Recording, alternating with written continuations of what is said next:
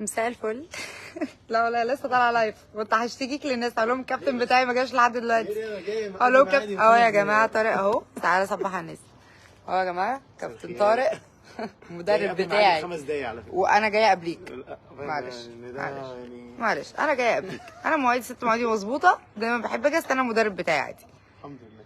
يا جماعه صباح الخير، ازيكم عاملين ايه؟ لسه كنت بفتح معاكم عشان اقول لكم دلوقتي ان احنا قبل الفطار اهو بساعه. زي ما قلت لكم انا دايما ده الوقت اللي بحب اتمرن فيه. والله بيبقى لطيف التمرين مع الصيام، بيعمل نتيجه كويسه جدا. النهارده انا هتمرن بادل، عايزه اوريكم كده الملعب عامل ازاي عشان تبقوا عارفين. بصوا هو الملعب كده بيبقى شبه ملعب التنس بالظبط، بس فيه ازاز زي ما انتم شايفين، وبيبقى فيه زي حديد كده فوق علشان الكور ما تطلعش بره. يعني هو كده تقدروا تقولوا بيبقى ميكس ما بين التنس والراكت بتاع البحر لو عارفينه، والسكواش. السكواش معروف بيتلعب في اوضه ازاز طول الوقت او في ملعب ازاز يعني، والتنس طبعا بيبقى معروف في شبكه في النص برضو نفس اللعب، نفس شكل الملعب ده. والراكت طبعا ما فيش حد ما يعرفوش، وانا بقى في الراكت اسطوره. انا ما بحبش اتكلم عن نفسي كتير يعني، الحمد لله الحمد لله.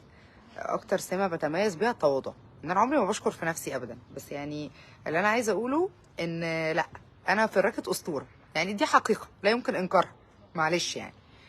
ف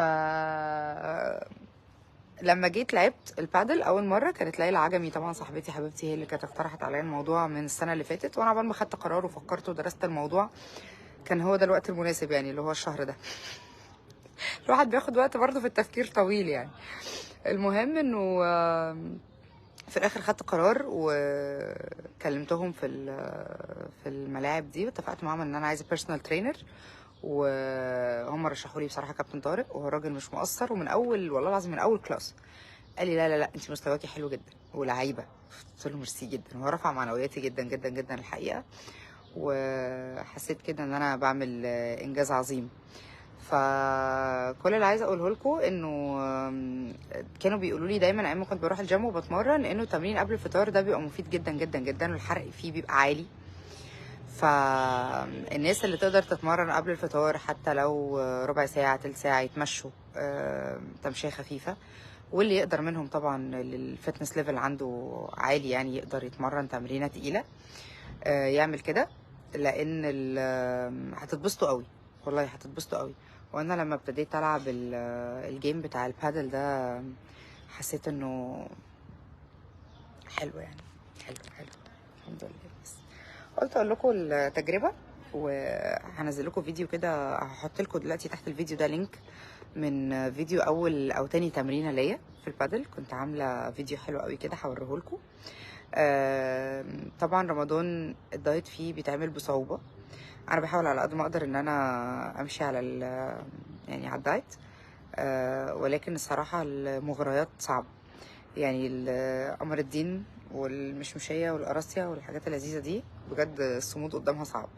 وانا والله مقدره اي حد هيقول لي ان هو زاد في رمضان عادي، انا اللي انا بحاول اعمله ان انا بتمرن قبل الفطار ساعه وبفطر بس، وتقريبا ما بتسحرش يعني، السحور بيبقى بالنسبه لي علبه زبادي، ووزني ثابت يعني، بس مجرد ان انا ابقى ثابت على المبدأ، ثابت ثابت، دي حاجه لذيذه يعني، ده في حاجه في حد ذاتها كويسه، ان انا ما بزيدش دي معجزه، معجزه والله معجزه، لان انا في الفطار ما فيش حل. طريقه الدايت والله الدكتور كان قال لنا انه نقدر ناكل رز او عيش مع الفطار باماونت محدود، 4 معالق رز او ربع رغيف عيش مع الخضار او اللحوم او الفراخ او السمك وسلطه وبولة شوربه كمان. النهارده على الفطار على فكره عملت شوربه مشروم، لما هرجع بقى ان شاء الله اسخنها هاكل شوربه مشروم وسمك، ما تسالونيش ازاي بس انا هحاول اعمل كده. امبارح ما هتتفاجئوا لو قلت لكم ان انا فطرت فسيخ ورنجه، ولا مش هتتفاجئوا؟ مش هتتفاجئوا صح؟ امبارح انا فطرت فسيخ ورنجه، ايوه فسيخ ورنجه امبارح، وصاحبتي الهبله دي جت فطرت معايا، لا اول ما عرفت ان فيها فسيخ جت على طول. فيعني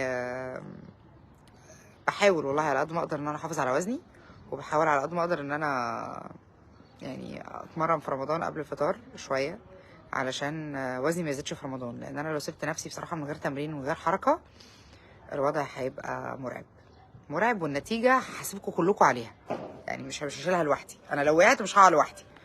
المهم يا جماعه الساعه بقت 5 ودقيقه، انا كده متاخره على الكابتن بتاعي دقيقه، الكابتن بتاعي اللي جاي بعديها، فهقوم اتمرن دلوقتي وهنزل لكم ان شاء الله الفيديو بتاع التاني تمرين ليا في البادل. النهارده التمرين الخامس تقريبا، بس ان شاء الله مستوى يبقى في تقدم واوافيكم بالاخبار. صباح الفل، كل سنه وانتم طيبين.